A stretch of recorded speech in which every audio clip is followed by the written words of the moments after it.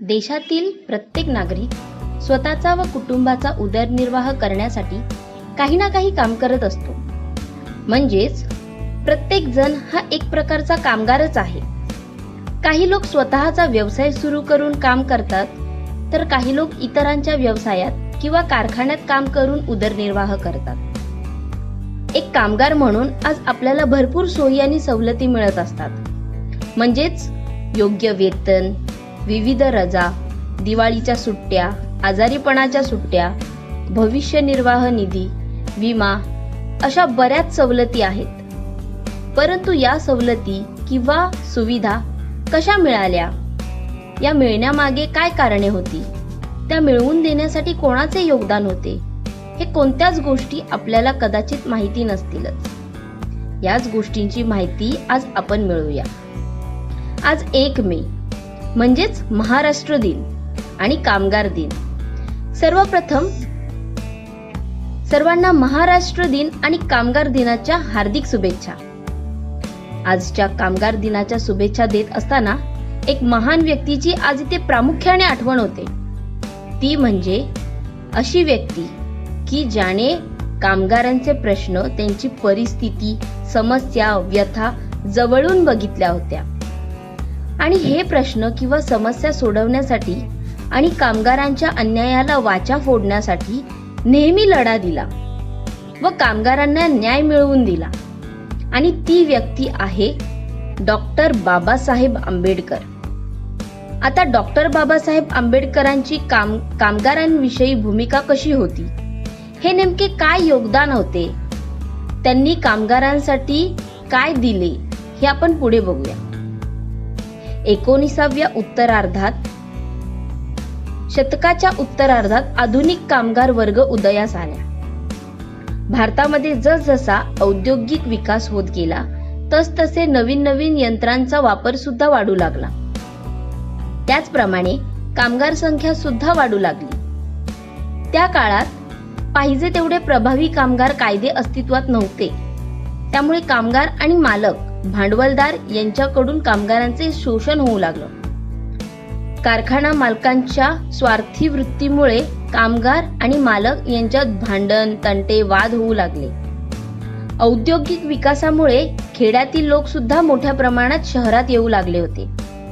त्यामुळे कामगारांची संख्या वाढली. मुबलक प्रमाणात कामगार मिळू लागले. त्यामुळे कामगारांची किंमत सुद्धा कमी झाली. कारखाना मालक यांच्या लक्षात आलं की यंत्रसामग्री बिघडली की दुरुस्तीसाठी खर्च करावा लागतो, परंतु कामगाराला इजा झाली तर ते अपंग होतील. त्याऐवजी आपण दुसरा मजूर नेमू शकतो, त्यात खर्चही करण्याची गरज नाही.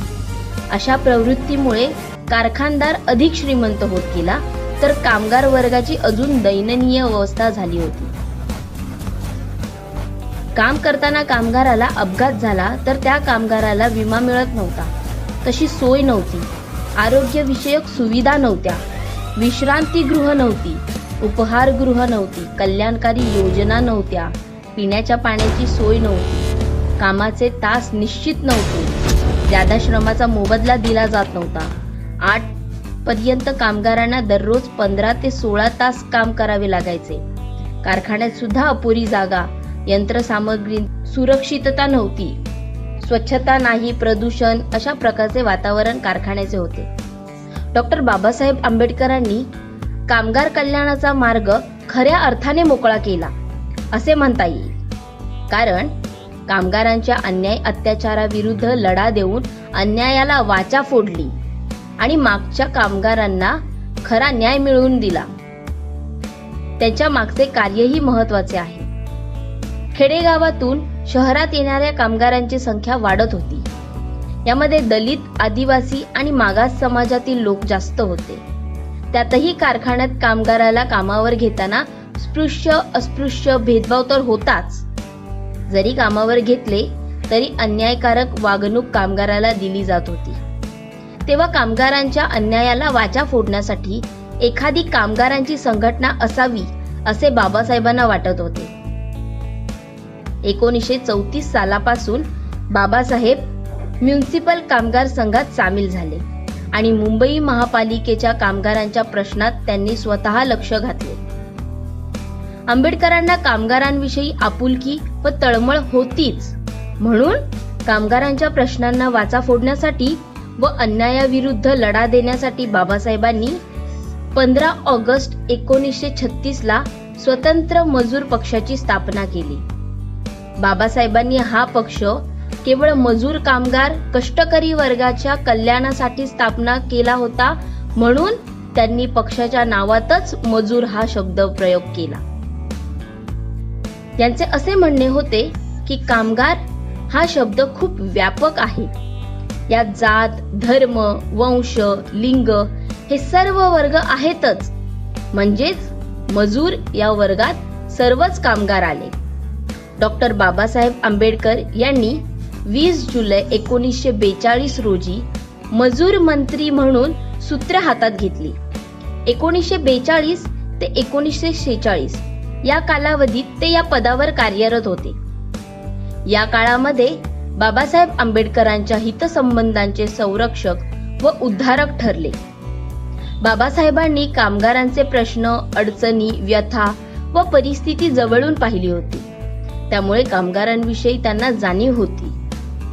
कामगार व मालक यांच्यामध्ये नेहमी वाद भांडण होत होते, त्यामुळे ताणतणाव वाढायचा. कामगार आणि मालक या दोघांमधील ताणतणाव कमी करण्यासाठी आपापसात चर्चा होणे गरजेचे आहे. त्यासाठी एखादी परिषद असावी, असा विचार प्रथम डॉक्टर बाबासाहेब आंबेडकरांनी मांडला व त्यांनी मालक, कामगार व इंडियन काउन्सिल लेबर यांनी एकत्र येऊन चर्चा करावी व आपापसातील मतभेद दूर करून चांगले वातावरण करण्यासाठी प्रयत्न करावे असे सांगितले व त्रिपक्ष कामगार परिषद स्थापना केली. बाबासाहेबांनी कामगार युनियनच्या बाबतीत धोरण ठरवताना मालकाने कामगारांच्या युनियनला मान्यता दिली पाहिजे, योग्य पूर्तता केली पाहिजे आणि जर मालक मान्यता देत नसेल तर अशा कारखानदारांवर दंडनीय गुन्हा दाखल केला जावा, अशा प्रकारचे विधेयक मांडून कामगार कल्याणाचे महत्त्वाचे काम डॉक्टर बाबासाहेब आंबेडकरांनी केले.